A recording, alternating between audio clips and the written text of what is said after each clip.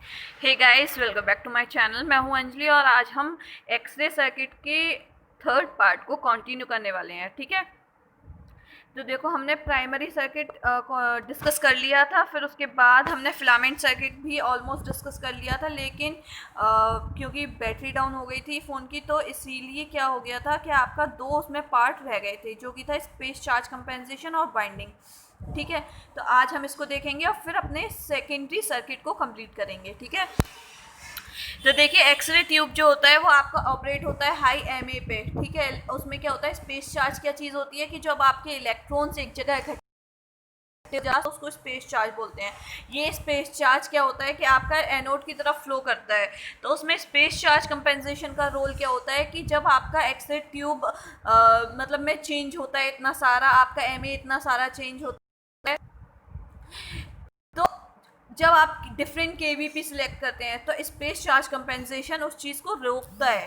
ठीक है, आपका जो स्पेस चार्ज कंपेंसेशन है ये इस चीज़ को रोकेगा। ठीक है, फिर उसके बाद बात कर लेते हैं वाइंडिंग्स की। वाइंडिंग में क्या होता है, आपका जो वायर है वो किस तरीके से रैप्ड है, इसीलिए आपका और नंबर ऑफ टर्न्स कितने हैं उसमें, तो ये आपका बनाएगा प्राइमरी बाइंडिंग और सेकेंडरी बाइंडिंग।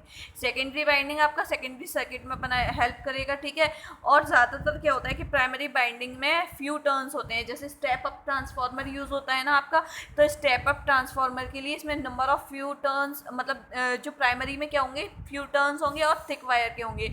और ये क्या करेगा अपने देखो, क्योंकि इसकी प्राइमरी साइड पे वोल्टेज कम होगा, तो जहाँ वोल्टेज कम होगा वहाँ करंट ज़्यादा होगा।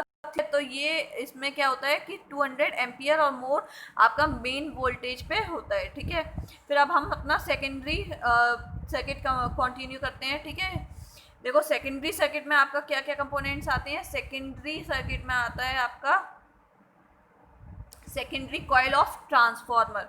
सेकेंडरी कॉइल ऑफ ट्रांसफार्मर क्या होता है वो भी मैं अभी आपको दिखाऊंगी। MA meter, rectifier, cables, x ray circuit और control panel, three phase generator circuit, high frequency generator और सेकेंडरी बाइंडिंग। अब मैं इसको आपको डायग्राम में समझाती हूँ ये क्या क्या चीज़ें हैं और कहाँ कहाँ हैं। ठीक है,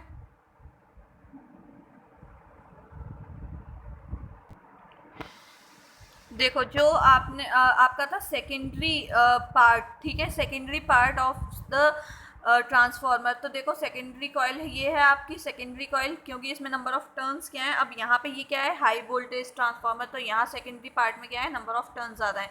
तो सेकेंडरी सर्किट में आपका सेकेंडरी कॉइल का मतलब कॉइल का क्या होता है, यहाँ ट्रांसफार्मर का क्या होता है, सेकेंडरी कॉइल अटैच है इसमें, क्योंकि अब आपका हम बात करें सिर्फ सेकेंडरी सर्किट की। ठीक है, तो इतना पार्ट आएगा आपका सिर्फ उसमें। ठीक है, अच्छा उसके बाद देखो,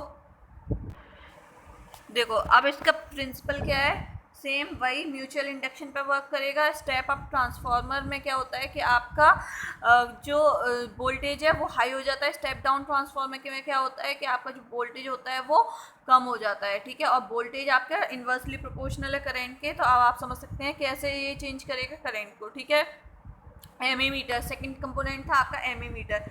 एमए मीटर में क्या होता है, must be in secondary coil of high voltage generator. यहाँ पे ये कहाँ पाया जाएगा, आपका हाई वोल्टेज की सेकेंडरी कॉइल में पाया जाएगा। ठीक है, voltage across secondary coil is up to 150 K V P. Secondary coil में वोल्टेज कहाँ है अपना 150 केवीपी, तो मतलब means positive 75 on one side and negative 75 K V P on the other side of the coil.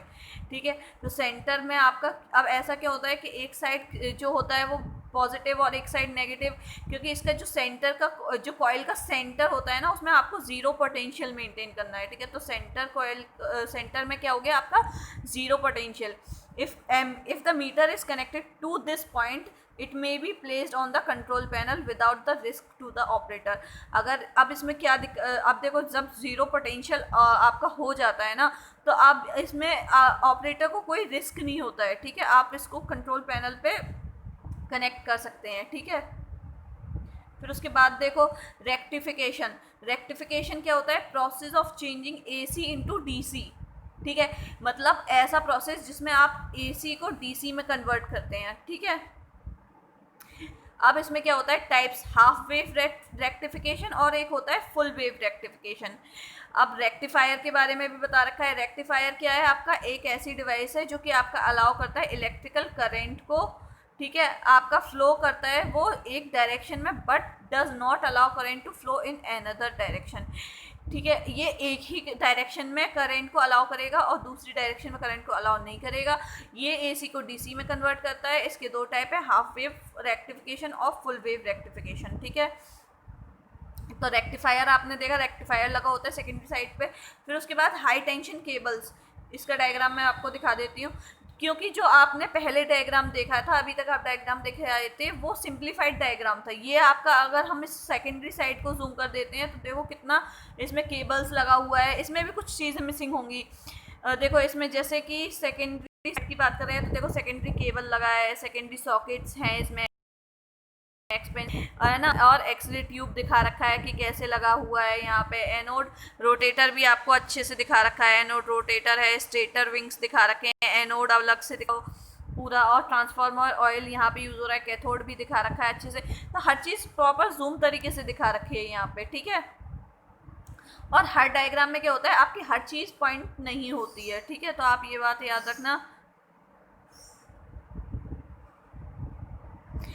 तो हाई टेंशन केबल क्या होता है आपका, कंडक्ट करती है हाई वोल्टेज करंट को, ठीक है, और from the rectifier to the X-ray tube. ये रेक्टिफायर से एक्सरे ट्यूब में क्या करती हैं, हाई वोल्टेज या हाई करंट जैसे भी नीडेड है वैसे जनरेट करती हैं। High tension generator and X-ray tube are separated assemblies connected by shock proof high tension cables.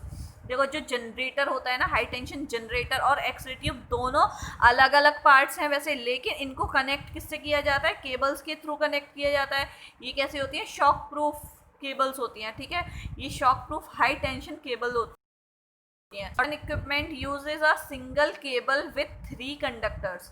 अब आजकल के मॉडर्न इक्विपमेंट्स में क्या है, सिंगल केबल यूज होती है, जिसमें क्या है आपके 3 कंडक्टर्स हैं, जिसमें से एक क्या है आपका एनोड के लिए और 2 क्या है आपके फिलामेंट के लिए।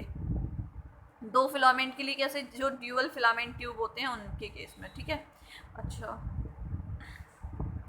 नेक्स्ट देखो, ये हमने डायग्राम अभी देख लिया था। इससे एक दो जो फिलामेंट वाला वीडियो था उसमें मैंने एक वीडियो पार्ट और दिखाया था जिसमें काफ़ी सारी चीज़ें इस पार्ट की आपको जूम करके बता रखी थी, ठीक है, तो आप वो पार्ट्स भी देख सकते हैं वीडियोस के। फिर उसके बाद कंट्रोल पैनल में क्या है, varies by machine but may include some of the components, ठीक है। ये मशीन टू मशीन वेरी करता है, ठीक है, और लेकिन क्या होता है कि आपका कुछ कंपोनेंट्स आपके सेम हो सकते हैं। फिर फिलामेंट एमीटर होता है, एमीटर आपका करंट को मेजर करेगा, मतलब करंट प्रोवाइड को मेंटेन करके रखेगा। अब यहाँ पे फिलामेंट में कनेक्टेड है तो फिलामेंट के करंट को देखेगा, ठीक है।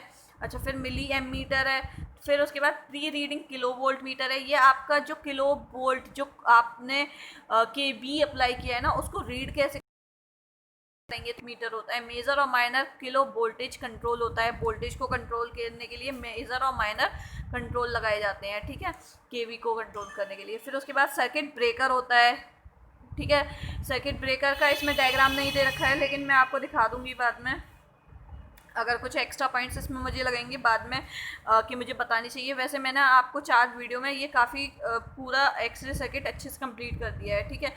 और इसके अलावा आपको क्या है, सर्किट ब्रेकर फिलामेंट कंट्रोल होता है, मेन स्विच होता है, टाइमर होता है, तो वही सब चीज़ें हैं, ठीक है। स्विच क्या है आपका नॉर्मल, जैसे आपका घर में स्विच लगे होते हैं ना, ऐसे इसमें भी स्विच होता है, ठीक है, सप्लाई काटने के लिए और सप्लाई आपस में पूरा सर्किट कनेक्ट करने के लिए, ठीक है। टाइमर लगा होता है और फिलामेंट कंट्रोल है आपका, तो ये सब चीज़ें थी, ठीक है।